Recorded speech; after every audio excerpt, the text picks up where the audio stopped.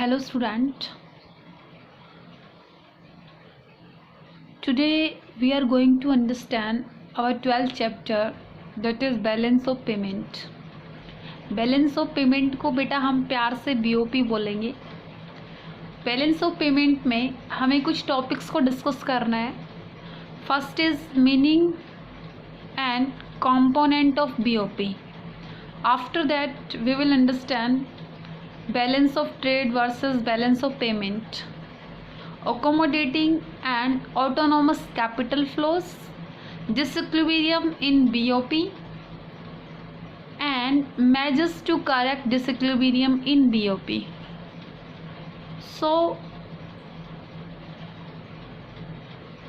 first of all we will understand meaning of balance of payment.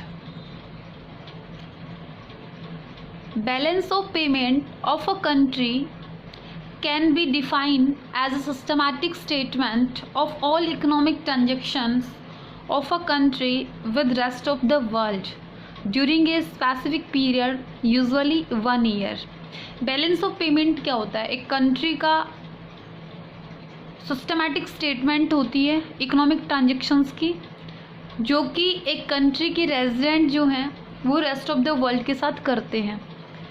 Usually 1 year के लिए कोई भी statement prepare की जाती है. तो हमने कहा कि बैलेंस ऑफ पेमेंट जो है वो एक कंट्री की एक सिस्टमैटिक स्टेटमेंट होती है जिसमें एक कंट्री के रेजिडेंट के द्वारा रेस्ट ऑफ द वर्ल्ड के साथ जो भी इकोनॉमिक ट्रांजैक्शन की जाती हैं उनको रिकॉर्ड किया जाता है.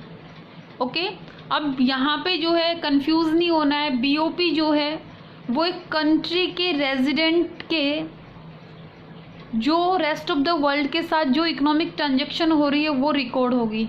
इट मीन्स BOP जो है वो गवर्नमेंट का अकाउंट नहीं है. यहाँ पे जो भी ट्रांजैक्शन करता है कोई भी पर्सन, वो होना कौन चाहिए? एक कंट्री का रेजिडेंट होना चाहिए. एक कंट्री के रेजिडेंट के साथ का जो भी रेस्ट ऑफ द वर्ल्ड के साथ जो भी इकोनॉमिक ट्रांजैक्शंस हो रही हैं वो सब BOP में रिकॉर्ड होंगी. देन जो BOP अकाउंट जो होता है वो मेंटेन कौन करता है? देखिए, Reserve Bank of India has been compile and publishing balance of payment data for India since 1948. India में जो बैलेंस ऑफ पेमेंट है उसके जो डेटा हैं उनको कंपाइल करता है RBI, और पब्लिशिंग भी RBI के द्वारा ही वे डेटा किए जाते हैं. After that we will understand who are included in resident. जो रेजिडेंट होते हैं एक कंट्री के, जो रेजिडेंट होते हैं उनमें कौन इंक्लूड होता है?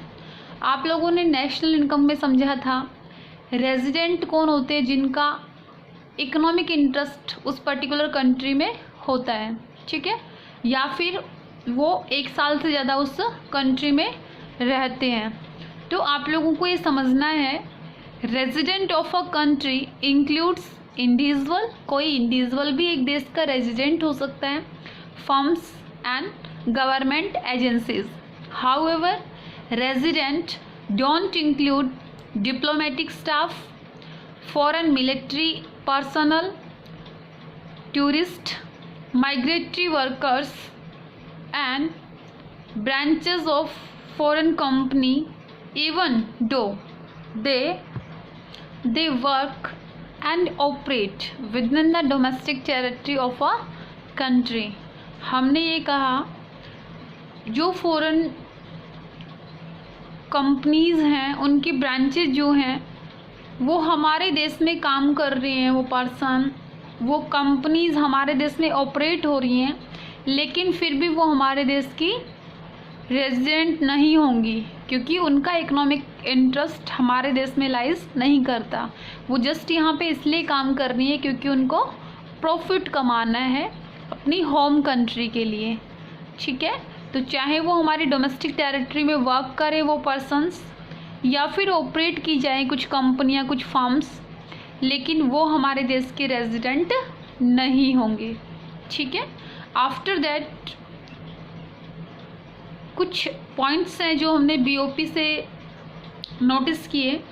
First is all trades conducted by both the private or public sector are accounted for in the BOP in order to determine how much money is going in and out of a country.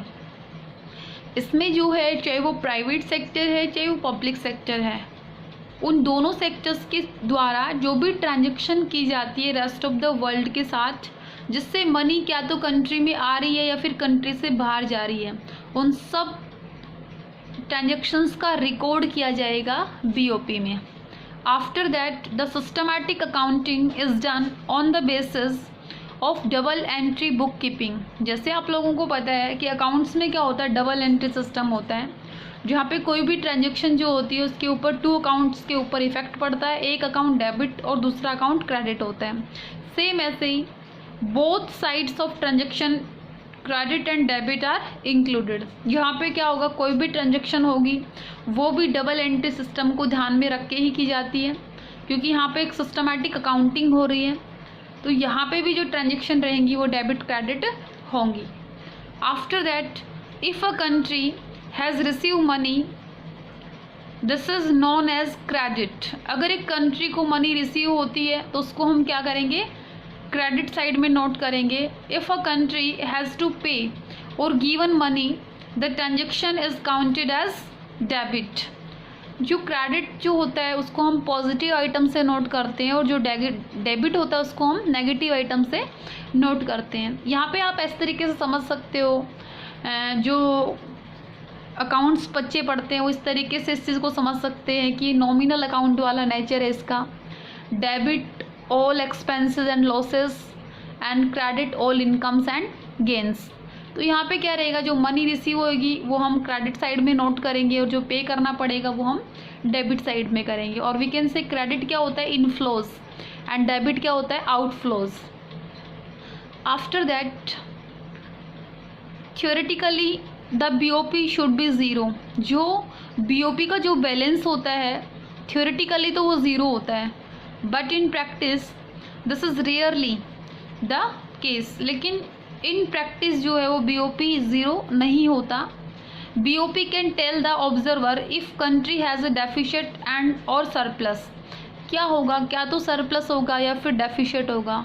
और we can से क्या तो receipts ज़्यादा होंगी payment कम होंगे, या फिर receipts कम होंगी पेमेंट ज़्यादा होंगे. और we can say inflows and outflows में कहीं ना कहीं इनबैलेंस होता ही होता है, जिसकी वजह से क्या होता है, कंट्री का जो बीओपी अकाउंट है उसमें क्या तो डेफिशिट होता है या फिर सरप्लस होता है. ठीक है.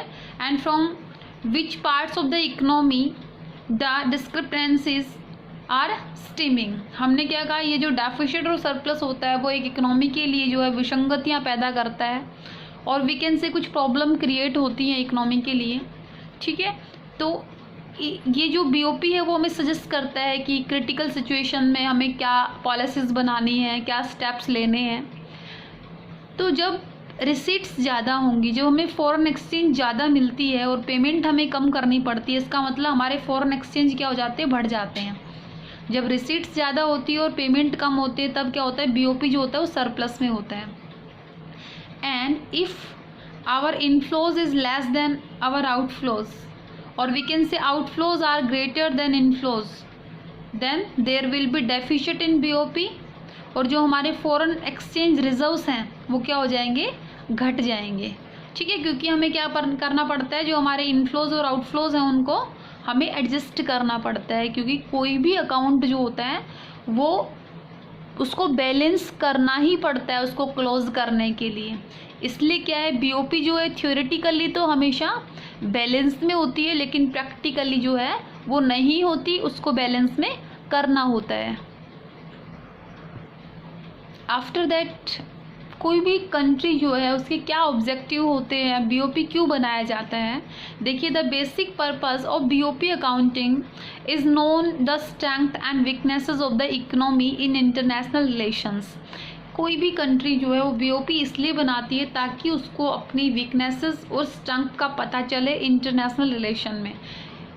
कैसे पता चलेगा, देखिए, स्ट्रेंथ का मतलब होता है एक कंट्री जो है उसका जो मैक्सिमम इनफ्लो जो हो रहा है इंटरनेशनल मार्केट में वो किन गुड्स एंड सर्विसेज से हो रहा है, और जो जो ज़्यादा पैसा जो बाहर जा रहा है और वी कैन से आउटफ्लो जो हो रहा है वो किन प्रोडक्ट्स पे, किन सर्विसेज पे हो रहा है, जिससे एक कंट्री को ये पता चले कि मेरा जो स्ट्रॉन्ग पॉइंट है वो क्या है और मेरी वीकनेस क्या है। ठीक है, तो इससे क्या होता है, एक कंट्री जो है, एक इकोनॉमी जो है, उसको पता चलता है कि उसकी स्ट्रेंथ क्या है और वीकनेसेस क्या हैं। आफ्टर दैट देखिए, by analysing the BOP account of the last year, one can come to know the overall gains and losses from the international trade। जब बीओपी अकाउंट बनाया जाता है तो क्या होता है, एक कंट्री को पता चल जाता है कि ओवरऑल जो है कितना मुझे लॉस हुआ या फिर कितना प्रॉफिट हुआ इंटरनेशनल ट्रेड में। ठीक है, कितना इनफ्लो हुआ, कितना आउटफ्लो हुआ, तो पता चलता है कि नेट इनफ्लो कितना हुआ या फिर नेट आउटफ्लो कितना हुआ, जिससे एक कंट्री जो है वो अपने इंटरनेशनल ट्रेड के प्रॉफिट और लॉस को एनालाइज कर सकती है। After that it can be ascertain the whether composition and direction of international trade. BOP account जब एक कंट्री बनाती है तो सबसे पहले तो उसको पता चलता है इंटरनेशनल ट्रेड की कंपोजिशन के बारे में। कंपोजिशन का मतलब होता है कौन से गुड्स सर्विसेज का जो है इनफ्लो आउटफ्लो हो रहा है। ठीक है, यहाँ पे types of goods and services आ जाती है कंपोजिशन में, कि जो हमारा इंटरनेशनल ट्रेड जो हो रहा है वो किसका हो रहा है, दैट इज़ कंपोजिशन। डायरेक्शन का मतलब होता है कि हम किन किन देशों के साथ जो है इंटरनेशनल ट्रेड कर रहे हैं। ठीक है, डायरेक्शन में आता है कि हम किन किन कंट्रीज़ के साथ हम फॉरेन ट्रेड कर रहे हैं। After that capital movements have improved. ठीक है, हमें पता चलता है कि हमारे देश में कितना इन्वेस्टमेंट फॉरेनर्स के द्वारा किया जा रहा है और हमारे देश के लोग जो है वो फॉरेन कंट्रीज़ में कितना इन्वेस्टमेंट कर रहे हैं, हमने किन लोगों से बोरोविंग ले रखी है और हमने किन लोगों से बोरोविंग दे रखी है, जिससे हमें पता चलता है कि हमारा जो कैपिटल मूवमेंट्स हैं वो किस तरीके से हो रहे हैं और उन्हें हमें कैसे इम्प्रूव करना है। और cause deterioration in economic condition of the country, इससे हमें बीओपी से हमें पता भी चल जाता है कि जो हमारी इकोनॉमिक कंडीशन जो है हमारी कंट्री की, अगर वो अच्छी नहीं है तो उसके पीछे क्या कारण है। अगर हमारी कंट्री जो है वो इंटरनेशनली बेटर परफॉर्म नहीं कर पा रही तो उसके पीछे क्या क्या कॉज हैं, तो उनको हम आइडेंटिफाई कर सकते हैं। BOP statement give warning signals for future policy formulation.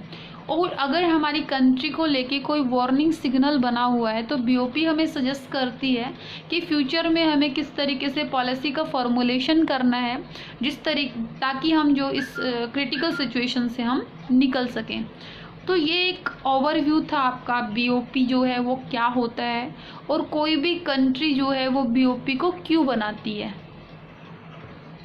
After that हम जो है बीओपी का एक फॉर्मेट देखेंगे ताकि हमें ये पता चले कि बीओपी अकाउंट कैसा होता है।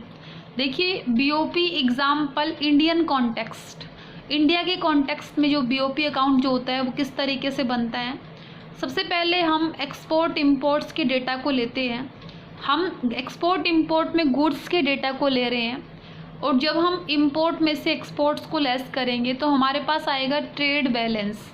ठीक है, एक्सपोर्ट में से इंपोर्ट को लेस करेंगे तो हमारे पास आएगा बैलेंस ऑफ ट्रेड और we can say trade balance. ठीक है, ये कौन सा ट्रेड होता है, विजिबल ट्रेड होता है, क्योंकि गुड्स जो होती है वो किसी मटेरियल से बनी होती है जिनको हम टच कर सकते हैं, सीन कर सकते हैं, मेज़र कर सकते हैं। आफ्टर दैट हमारे पास होता है इनविजिबल ट्रेड। इनविजिबल ट्रेड में क्या होता है, हमारी सर्विसेज आ जाती हैं। जैसे हमने क्या किया, बैंकिंग सर्विस प्रोवाइड की, शिपिंग सर्विस प्रोवाइड की, इंश्योरेंस सर्विस प्रोवाइड की फॉरेन कंट्रीज़ को, या फिर हमने उनसे ली। ठीक है, तो वो क्या बोलते हैं, उनको हम नॉन फैक्टर इनकम बोलते हैं।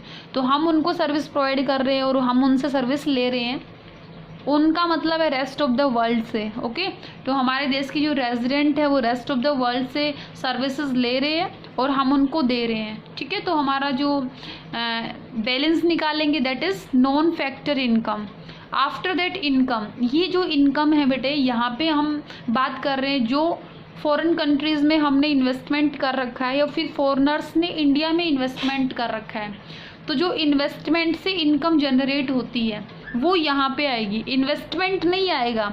इन्वेस्टमेंट से जो इनकम जनरेट होती है और जो हमने बोरोविंग दे रखी है फिर ले रखी है उस पर जो हमें इंटरेस्ट पे करना पड़ता है।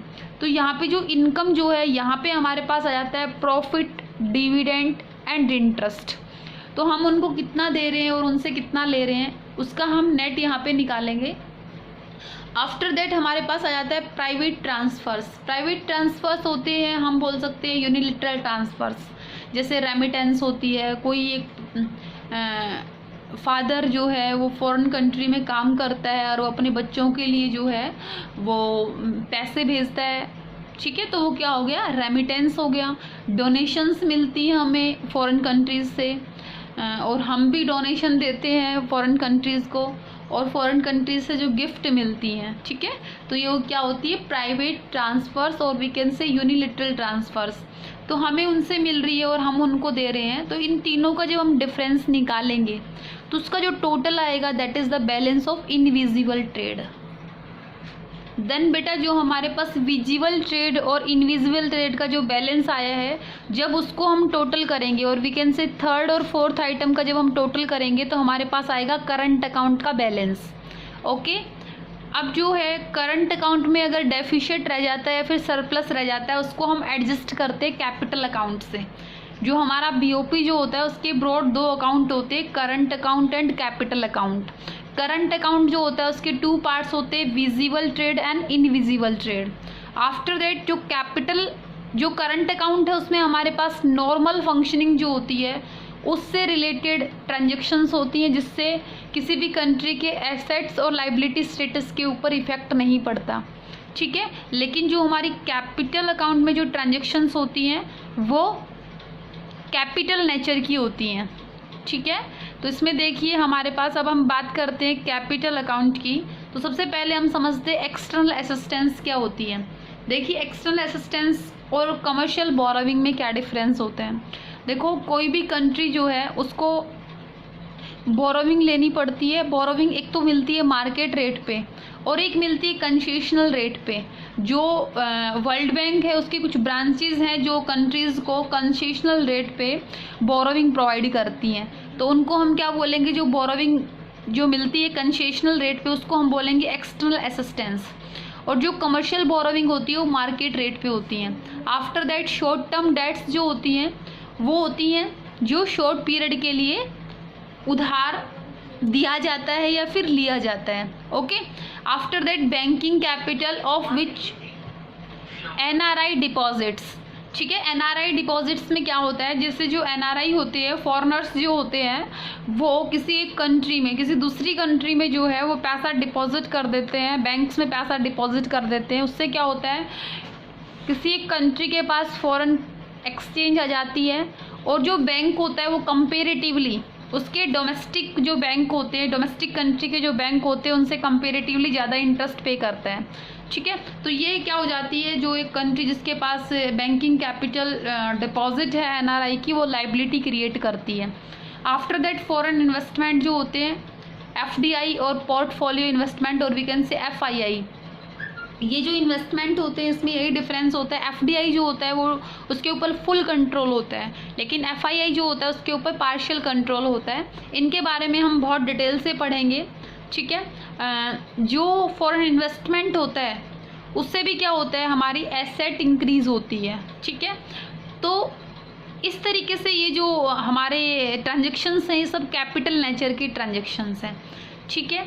तो हम इन सब का नेट निकालेंगे कि हम कितना हमारे देश में इनफ्लो हो रहा है और कितना हमारे देश में आउटफ्लो हो रहा है। जब हम इनफ्लोज एंड आउटफ्लो का बैलेंस निकालेंगे तो हमारे पास आएगा कैपिटल अकाउंट, ठीक है। कैपिटल अकाउंट का टोटल आएगा। आफ्टर दैट क्या होता है, जब हम करंट अकाउंट और कैपिटल अकाउंट का ऐड करते हैं तो हमारे पास बैलेंस ऑफ पेमेंट आता है। लेकिन कई बार क्या होता है, कुछ ट्रांजेक्शन्स जो होती हैं वो छूट जाती हैं जिनको हम एरर एंड ओमिशन के नाम से नोट करते हैं। आफ्टर दैट क्या होगा, हमने क्या किया, जो हमारा करंट अकाउंट का बैलेंस है, our fifth item is current account balance, next is 12th item is capital account balance and 13 is error and omission. उससे हमारे पास आता है बैलेंस ऑफ पेमेंट। अब अगर बैलेंस ऑफ पेमेंट जो है वो हमारे पास सरप्लस में है, अभी हमारे पास सरप्लस में है, तो हमारे क्या होंगे, रिजर्व्स जो है वो इंक्रीज हो जाएंगे। और अगर बैलेंस ऑफ पेमेंट जो है वो डेफिसिट में है तो हमारे जो रिजर्व्स है वो डिक्रीज हो जाएंगे।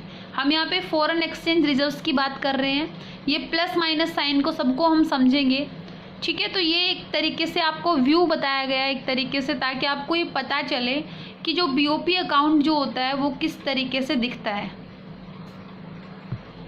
सो BOP account balance of payment जो होता है उसमें उसके 2 पार्ट्स होते हैं, current account and capital account. लेकिन एक चीज़ ध्यान में रखनी है बेटा, IMF international monetary fund accounting standards of BOP statement divides international transactions into 3 accounts. जो IMF अकाउंटिंग स्टैंडर्ड है वो बीओपी स्टेटमेंट की जो इंटरनेशनल ट्रांजैक्शंस होती है उनको 3 अकाउंट्स में कैटेगराइज करता है। First is current account, second is capital account and third one is financial account, where current account should be balance by capital account and financial account. जब भी करंट अकाउंट में deficit है, surplus होता है, तो उसको बैलेंस किया जाता है capital account and financial account से। But in countries like India the financial account is included in the capital account itself. लेकिन भारत जैसी कंट्री में क्या होता है, जो फाइनेंशियल अकाउंट होता है वो इंक्लूड होता है कैपिटल अकाउंट में। So we will understand BOP has 2 parts, current account and capital account. First we will understand current account, after that we will understand capital account. So what is current account? Current account records exports and imports in goods, जो क्या बोलेंगे हम, visible trade बोलेंगे। Trade in services that is invisible trade and transfer payments, ठीक है। तो जो current account है वो क्या क्या रिकॉर्ड करेगा, गुड्स एंड सर्विसेज का export import and transfer payments को, ठीक है। तो एक अगर हम ब्रॉड व्यू लेके चलें कि करंट अकाउंट जो है उसमें क्या क्या होता है और इंडिया का एक व्यू लेके चलें, तो जो है हमारे पास जो है करंट अकाउंट जो है उसके 2 पार्ट्स होते हैं। सबसे पहले आपको बताया गया था कि करंट अकाउंट में जो है नॉर्मल कोर्स वाले सारे ट्रांजैक्शन होते हैं, नॉर्मल फंक्शनिंग जो होती है कंट्रीज़ की, वो सारे ट्रांजैक्शन यहाँ पे होते हैं, ठीक है। हमारे पास जो करंट अकाउंट है बेटे उसके 2 पार्ट्स होते हैं, विजिबल एंड इनविजिबल। विजिबल में आता है बेटा गुड्स, आफ्टर दैट इनविजिबल जो है उसमें आती है सर्विसेज, इनकम एंड ट्रांसफर्स, ठीक है। तो जो विजिबल ट्रेड होता है उसमें क्या आते हैं, गुड्स का एक्सपोर्ट एंड इम्पोर्ट। इंडिया में क्या होता है, एक्सपोर्ट कम होता है जिसकी वजह से इनफ्लोज कम होते हैं, और इम्पोर्ट ज़्यादा होता है जिसकी वजह से आउटफ्लोज ज़्यादा होते हैं। इसी वजह से इंडिया का जो विजिबल ट्रेड है वो लगभग क्या रहता है, डेफिसिट में रहता है, ठीक है। आफ्टर दैट इनविजिबल ट्रेड की अगर हम बात करें तो आपको पता है हमारे यहाँ पे जो है, जो इकोनॉमी को अगर सेक्टर्स में डिवाइड करेंगे तो हम कहेंगे primary sector, secondary sector and tertiary sector. और आपको पता है कि पिछले लगभग अगर हम बात करें लगभग पिछले 10 साल से जो हमारा टेरेसरी सेक्टर है वो काफ़ी डेवलप हुआ है। तो जो हमारा जीडीपी में जो ज़्यादा कंट्रीब्यूशन होता है वो टेरेसरी सेक्टर का होता है। इसी वजह से हम कह सकते हैं कि हमारा जो सर्विस सेक्टर है, यहाँ पे जो सर्विसेज का एक्सपोर्ट इंपोर्ट होता है वहाँ पे एक्सपोर्ट ज़्यादा होता है जिसकी वजह से इनफ्लोज ज़्यादा होते हैं और आउटफ्लोज कम होते हैं। इसी वजह से जो हमारा सर्विस ट्रेड है वो क्या होता है, सरप्लस में होता है। नेक्स्ट इज़ इनकम में जो है हमने क्या कर रखा है, फॉरेन कंट्रीज़ में इन्वेस्टमेंट कर रखा है या फिर बोरोविंग कर रखी है, तो हमें क्या मिलेगा, इंटरेस्ट पे हमें प्रॉफिट मिलेगा, शेयर होल्डर्स को डिविडेंड मिलेगा और बोरोविंग पे इंटरेस्ट मिलेगा, ठीक है। तो जो प्रॉफिट, इंटरेस्ट और डिविडेंड है, ये इनसे जो इनकम जनरेट होती है उसको हम बोलते हैं इनकम, और ये इनविजिबल ट्रेड की कैटेगरी में आती है। और ये हमारे देश में डेफिसिट पे होता है क्योंकि हम बोरोविंग ज़्यादा लेते हैं, क्योंकि हमारे यहाँ पे इन्वेस्टमेंट ज़्यादा हो रखा है, इसलिए हमारे आउटफ्लोज ज़्यादा होते हैं और इनफ्लोज कम होते हैं। आफ्टर दैट ट्रांसफर्स में आता है रेमिटेंस, जिसमें आपको बताया गया था कि ये सब क्या होते हैं, वन साइडेड पेमेंट होती है, वन साइडेड ट्रांसफ़र्स होते हैं, ठीक है। और ये एक ऐसे ट्रांसफ़र होते हैं जिनके कोई क्लेम नहीं हो सकता, इनको रीपेमेंट करने के लिए कोई क्लेम नहीं हो सकता। फॉर एग्जांपल मुझे कोई किसी पर्सन ने गिफ्ट दिया तो वो पर्सन मेरे ऊपर क्लेम नहीं कर सकता है कि मुझे भी उसको गिफ्ट देनी पड़ेगी, है ना। तो ये क्या होते हैं, वन साइडेड पेमेंट होते हैं। इसमें आता है रेमिटेंसेस, जैसे कि एक पिता जो है वो फॉरेन कंट्री में रहता है, वो अपने बच्चों के लिए पैसे भिजवाता है फॉरेन कंट्रीज से, मनी ट्रांसफ़र करता है, तो वो क्या होते हैं, रेमिटेंसेस होते हैं। डोनेशन मिलती है किसी से, गिफ्ट मिलता है, तो ये जो है ट्रांसफ़र्स जो है वो इंडिया को बहुत ज़्यादा मिलती हैं। इस वजह से जो ट्रांसफ़र्स जो होती है उनका सरप्लस रहता है हमारे पास। तो ये था एक करंट अकाउंट का व्यू आपके सामने हमने रखा कि करंट अकाउंट जो है वो नॉर्मल कोर्स और वी कैन से जो नॉर्मल फंक्शनिंग से जो भी ट्रांजेक्शन होती है उन सबको रिकॉर्ड करता है। और जो करंट अकाउंट होता है उसके 2 पार्ट्स होते हैं, visible trade and invisible trade. हमने आप लोगों को बताया था कि बैलेंस ऑफ पेमेंट जो होता है वो एक कंट्री का सिस्टमैटिक स्टेटमेंट होती है इकोनॉमिक ट्रांजेक्शन्स की। तो सबसे पहले हम ये समझ लेते हैं कि इकोनॉमिक ट्रांजेक्शन्स क्या होती हैं। आफ्टर दैट हम क्या करेंगे, करंट अकाउंट को अच्छे तरीके से समझेंगे।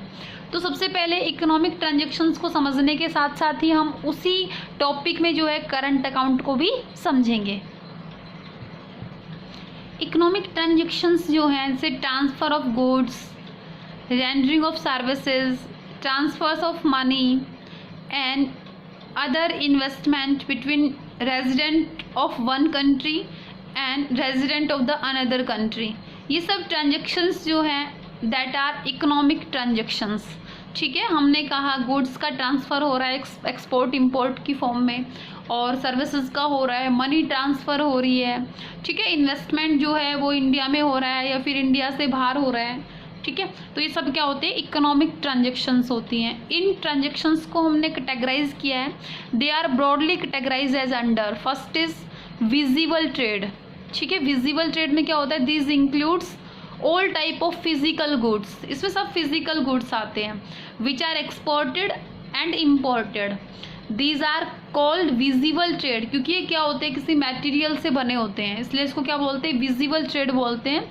क्योंकि they can be seen, touched and measure, उनको देखा जा सकता है, छुआ जा सकता है और उनको मेजर भी किया जा सकता है गुड्स को।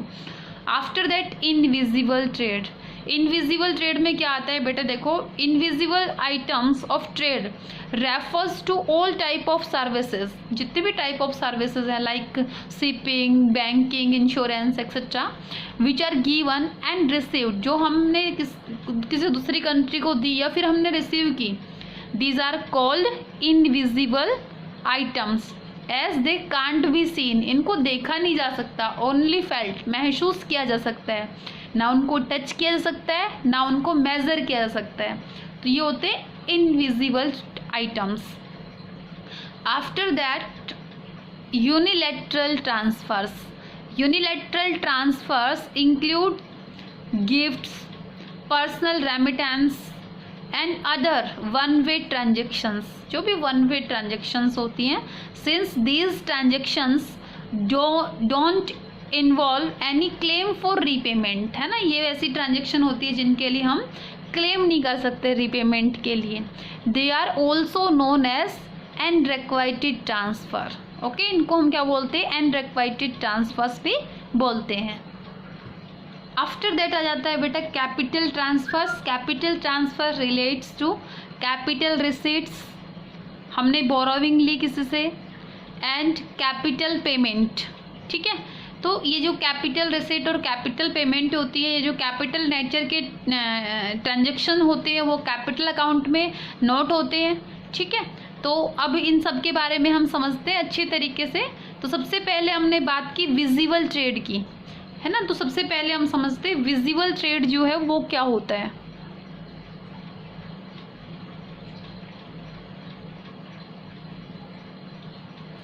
विजिबल और we can say merchandise, export and import, इसको बेटा मर्चेंडाइज भी बोलते हैं विजिबल ट्रेड को। Merchandise exports refers to sale of goods abroad are credit entry, अगर हमने गुड्स को सेल किया अब्रॉड में तो क्रेडिट एंट्री हो गई, because all transaction giving rise to monetary claims on foreigners represent credits. Okay, तो यहाँ से क्या होगा, अगर हमने एक्सपोर्ट किया तो मनी हमारे पास आएगी। ठीक है, तो ये क्रेडिट एंट्री हो गई। और merchandise imports that is purchase of goods from abroad are debit entries because all transactions giving rise to foreign money claim on the home country represents debit. यहाँ से अगर इम्पोर्ट करेंगे तो आउटफ्लो होगा, तो उसको हम कहाँ पे नोट करेंगे, डेबिट एंट्री में। आफ्टर दैट देखिए, balance of these visible exports and imports is known as balance of trade. तो जो हम एक्सपोर्ट और इम्पोर्ट कर रहे हैं गुड्स एंड सर्विसेज का, इसके बैलेंस को हम जानते हैं बैलेंस ऑफ ट्रेड के नाम से। अब देखिए, जो बैलेंस ऑफ ट्रेड है बेटा, ये सरप्लस भी हो सकता है, डेफिशिएंट भी हो सकता है। इफ़ विजिबल आइटम का जो एक्सपोर्ट है, और we can say export of goods is greater than import of goods, it means inflow ज़्यादा हुए और आउटफ्लो कम हुए, देन बीओटी में क्या है, सरप्लस है। और अगर एक्सपोर्ट कम है एंड इम्पोर्ट ज़्यादा है, देन डेफिशिएंट इन बीओपी। ठीक है, तो जो बीओपी जो है उसमें BOT, we are talking about BOT, balance of trade, not BOP. Balance of payment की बात नहीं कर रहे, BOT is the part of BOP. ठीक है, हम जिस चीज़ की बात कर रहे हैं, विजिबल ट्रेड की बात कर रहे हैं। तो हमने क्या कहा, बीओपी जो है वो एक बहुत बड़ा कंसेप्ट है, और इसका जो पार्ट होता है वो क्या होता है, बीओटी होता है। So now we will understand difference between balance of trade and balance of payment. देखिए, balance of trade refers to difference between amount of export and import of visible items. Only visible item की बात कर रहे हैं हम यहाँ पे। और जो बैलेंस ऑफ ट्रेड होता है क्या होता है, it is balance of payment क्या होता है, it is an accounting statement that provides a systematic record of all economic transactions between resident of a country and rest of the world in a given period of time. BOT includes only visible item. BOP includes visible items, invisible item, unilateral transfers, capital transfers. जो BOT होता है does not record any transaction of capital nature, ये capital nature की transaction को record नहीं करता, जबकि BOP records all transactions of capital nature. So BOT is narrower concept as it is only a part of BOP, while जो BOP is wider concept as it include BOT, क्योंकि BOT जो है वो BOP का ही part होता है। Unfavourable BOT, अगर BOT में अगर डेफिशिएंट है तो BOP के द्वारा मेट कर दिया जाएगा, बट अगर BOP में डेफिशिएंट है, अनफेवरेबल बैलेंस है, तो BOT जो है वो बहुत छोटा पड़ जाएगा, उस बैलेंस को रिकवर नहीं कर पाएगा। ओके, तो ये था आपका डिफरेंस। सो बेटा, अभी तक आपने देखा कि BOP क्या होता है, BOP के ऑब्जेक्ट्स क्या होते हैं, BOP में कौन कौन से अकाउंट्स होते हैं, BOP की जो इकोनॉमिक ट्रांजैक्शन है वो क्या क्या होती हैं, और आपने विजिबल ट्रेड को पढ़ा। नेक्स्ट हम पढ़ेंगे अगले पार्ट में। देखिए, हम विजिबल ट्रेड को पढ़ चुके थे, अब हम पढ़ेंगे इनविजिबल। ठीक है, इनविजिबल में बेटा सबसे पहले आ जाती है invisible services. Invisible exports refers to sale of services, the export of services is credit entries, and invisible import that is purchase of services are debit entry. अब हम सर्विसेज को क्या करते हैं, सेल भी करते हैं एंड परचेज भी करते हैं। तो अगर हम सेल कर रहे हैं, इसका मतलब एक्सपोर्ट कर रहे हैं, जिससे हमें मनी रिसीव हो रही है, तो क्रेडिट एंट्री हो जाएगी। और अगर हम सर्विस परचेज कर रहे हैं, देन हमारे मनी का आउटफ्लो हो रहा है, तो उसको हम क्या करेंगे, डेबिट एंट्री करेंगे। ओके, नेक्स्ट है बेटे, expenditure of foreign tourist in India is a credit entry because it is an invisible export. जब फॉरेन टूरिस्ट आते हैं इंडिया में, फॉरेन टूरिस्ट अगर इंडिया में आते हैं तो क्या हो गया, हमारे पास क्या आएगा, फॉरेन एक्सचेंज आएगी, तो वो क्या हो गया, हमारा इनविजिबल एक्सपोर्ट हो गया। तो उसको हम कैसे नोट करेंगे, क्रेडिट एंट्री से नोट करेंगे। इन इंडिया दो software exports have emerged as a very important invisible items of India's current account। हमारे जो इंडिया जो है उसका जो सॉफ्टवेयर एक्सपोर्ट है वो बहुत ज़्यादा है। ठीक है, हम क्या करते हैं, हमारे यहाँ पे जैसे ऐप बना दी गई है, इंस्टॉल कर दी गई ऐप को बना दिया गया है, तो हम क्या करते हैं, उनको एक्सपोर्ट कर देते हैं। तो एक बहुत ही इंपॉर्टेंट पार्ट है ये इनविजिबल ट्रेड का, करंट अकाउंट का बहुत इंपॉर्टेंट पार्ट है, जिससे क्या होता है, हमारे पास इनफ्लोज होते हैं। आफ्टर दैट है बेटा purchase of foreign services like transport and insurance, tourist expenditure abroad from the important visible entry on debit side. ठीक है, अगर हम सर्विसेज को परचेज कर रहे हैं फॉरेन कंट्रीज से, तो दैट इज डेबिट साइड हो गया ना, वो उससे क्या हो रहा है, आउटफ्लो हो रहा है ना। आफ्टर दैट हमने सबसे पहले पढ़ा था सर्विसेज होती है इनविजिबल ट्रेड में। After that income, investment income की हम बात कर रहे हैं। It refers to income from investment made in foreign countries, जो हमने फॉरेन कंट्रीज में इन्वेस्टमेंट की उनसे जो हमें इनकम जनरेट हुई। Profit from the subsidiary of companies located abroad, interest earn from loans and investment abroad, dividend income from the shares in the foreign company etcetera. तो देखिए बेटा, हमने आपको बताया था कि जो इन्वेस्टमेंट हमने कर रखा है तो उससे हमें मिलेगा प्रॉफिट, हमने शेयर परचेज कर रखे हैं तो वहाँ से हमें मिलेगा डिविडेंड, और अगर हमने बोरोविंग दे रखी है तो हमें उनसे मिलेगा इंटरेस्ट, और वीकन से लोन अगर दे रखा है तो हमें मिलेगा इंटरेस्ट। ठीक है, तो हमने देना भी होता है और लेना भी होता है, तो ये इनकम जो है बोथ साइड जनरेट हो रही है, तो उनका डिफरेंस जो आएगा that is our net investment income. तो देखिए, if income is received from foreign sources, अगर इनकम रिसीव हो रही है it is shown as the credit to the current account. तो क्या होगी, रिसीव हो रही है तो क्रेडिट साइड में लिखेंगे करंट अकाउंट के। If payment are made to the resident of foreign countries then it is shown as debit to the current account. अगर हम पेमेंट करेंगे तो आउटफ्लोज होंगे, जिसको हम करंट अकाउंट के डेबिट में नोट करेंगे। After that unilateral transfers, the account includes gifts, grants, remittances received from foreign countries and paid to foreign countries. Receive भी होते हैं, पे भी किए जाते हैं फॉरेन कंट्रीज में। तो जो unilateral receipts and payments are also known as unrequited transfers, they are called so because the flow of transfer is unidirectional और in one direction, एक ही डायरेक्शन में क्या होता है, फ्लो होता है। ठीक है, there is no liability for an automatic reverse flow of repayment obligation in other direction since they are not lending and borrowing. किसी ने हमसे उधार थोड़ी ना दिया है भाई, उधार देगा तो क्या होगा, हमारी लाइबिलिटी क्रिएट होगी, हमें उसका रिवर्स फ्लो करना होगा। लेकिन ये क्या है, ये होती है वन साइडेड पेमेंट, तो इसमें क्या होता है, कोई भी लाइबिलिटी जनरेट नहीं होती, रिवर्स फ्लो नहीं होता यहाँ पे। ठीक है, तो कोई भी ओब्लिगेशन हमारे पास नहीं होती। Then these items are simply gifts, grants, exchange between government and people of one country with the other. For example अगर हम बात करें, एक इंडियन वर्किंग है किसी एक फॉरेन कंट्री में, वो अपने एज्ड पेरेंट्स के लिए मनी भेजता है, तो वो क्या हो गया आपके लिए, हम उसको क्या बोलेंगे, दैट इज़ रेमिटेंसेस। और जो रेमिटेंसेस होते हैं वो कहाँ पे नोट होती है, यूनिलैटरल ट्रांसफर्स में। ठीक है, तो ये अगर हमें रिसीव हो रहा है तो ये क्या क्या हो जाएगा, क्रेडिट साइड में करंट अकाउंट के नोट होगा।